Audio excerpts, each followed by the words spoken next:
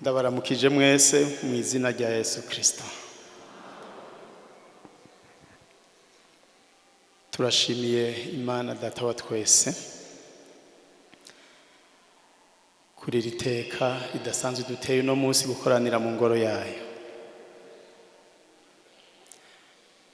Nkabashimiye kandi abarongozi b'ishengero bavuganye na mpwemu yera bakamaka akanya ngo ndamutse ishengero. Turabashimiye cyane. Nkaba ngomba kubaha intasho za bene data mu muryango wo twasezeranye Bujumbura, tubabwira ko tuzozino baradutumye intasho ni muzakire. Jewe rero nitwa BARNABÉ baranyedetse mu karere ka Nyakarambo niho mvuka.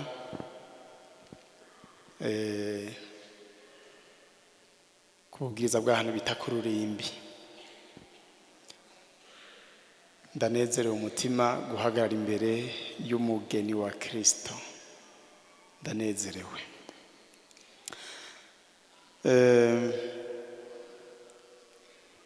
Nibaza ko amajwi yashikira neza. Nagomba turirimba akaririmbo kavuga ngo bari baje gukorana atandobeke yarimo. Ico gice nyene gusa. Bari baje gukorana atandobeke yarimo, mpwemu yera niho yaza, atumwe n'Imana. Mwami tumanonaha inkomezi zamwemu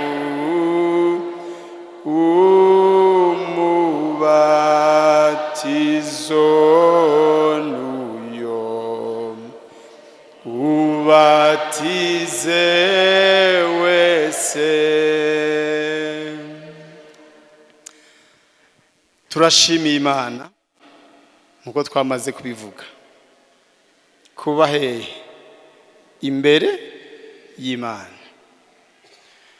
Kuza imbere y'Imana so gutakaza umwanya, siko kugira ngo twumve ikindi Imana yogirane yotubwira. Imana nishimwe. Ndafise ijambo riri muri Zaburi ya 51 nahawe n'Imana kubabwira, kuko turi mu rugendo rwo kuja mu ijuru. Hari uko dukwiye kumera twese atanumwe avuyemo. Abaja mu ijuru bafashe umwanzuro wo kushikayo ko tuzoshikayo.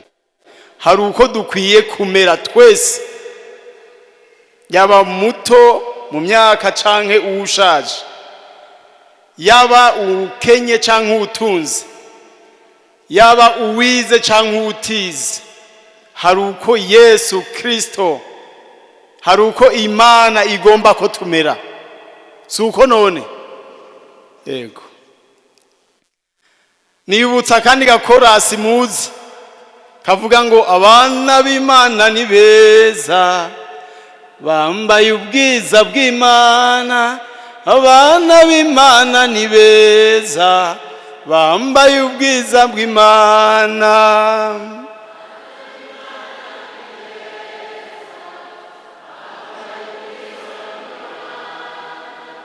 Abana b'Imana ni beza, bambaye ubwiza bw'Imana. Nahawe ijambo ngomba ko dusangira mu minota mike. Zaburi ya 51 ku murongo wa 6, ariko duhere kuri 5. Havuga ngo raba nabumbanywe ukugabitanya. Mu vyaha niho mama yamvyariye. Gatandatu, raba ugomba ukuri hirya mu mutima, mu bwigobeko bwawo uzomenyesha ubwenge. Matayo 10:15 havuga ngo mwirinda bigira bavugishwa n'Imana baza kuri mwebwe bambaye nk'intama, ariko hehe, ariko imbere aramabingira y'inkazi.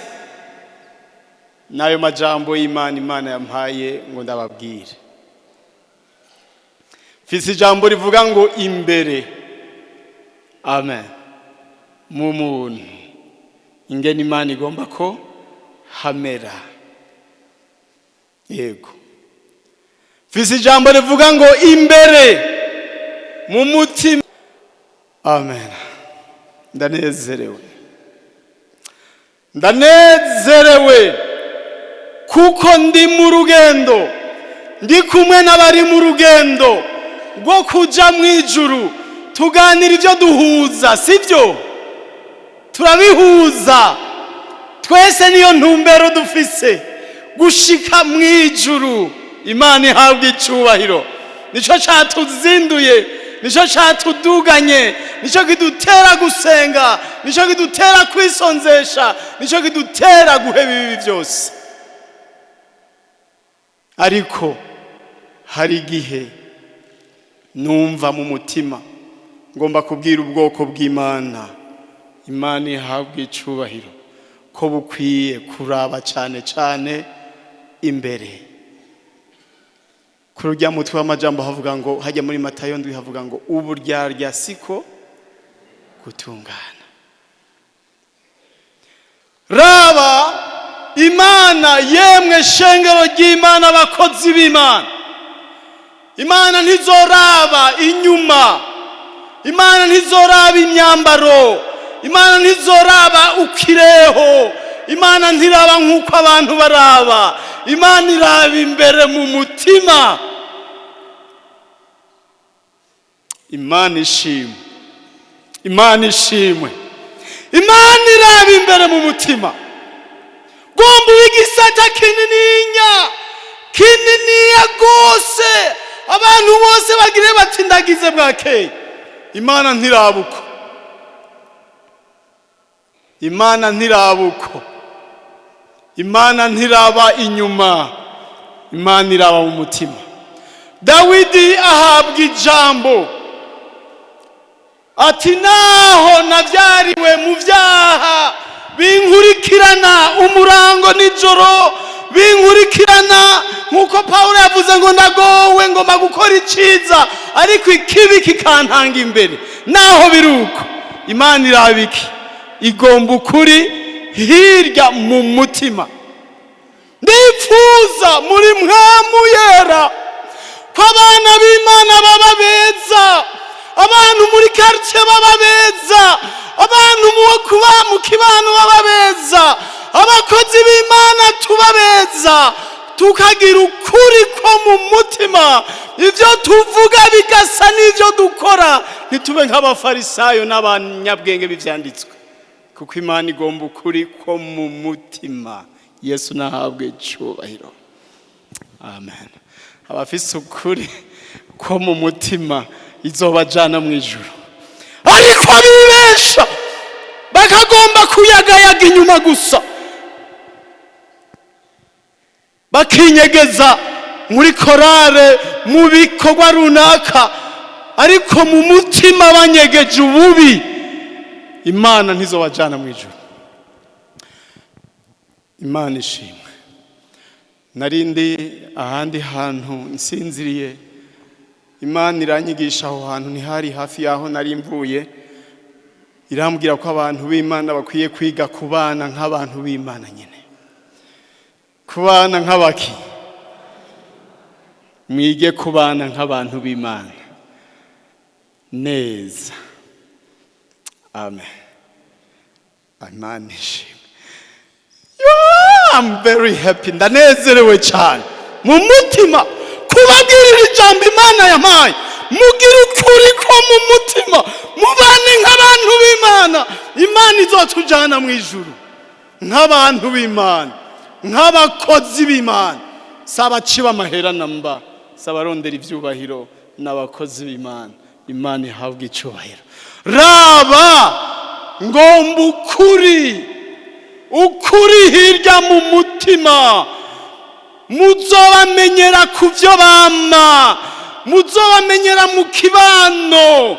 Hari abantu usanga barashinze uburimbi, jewe naka twarahejeje, mugabo acaza kubandanya anaendelea mbinguni. Woja mu ijuru gute mwarahejeje na naka?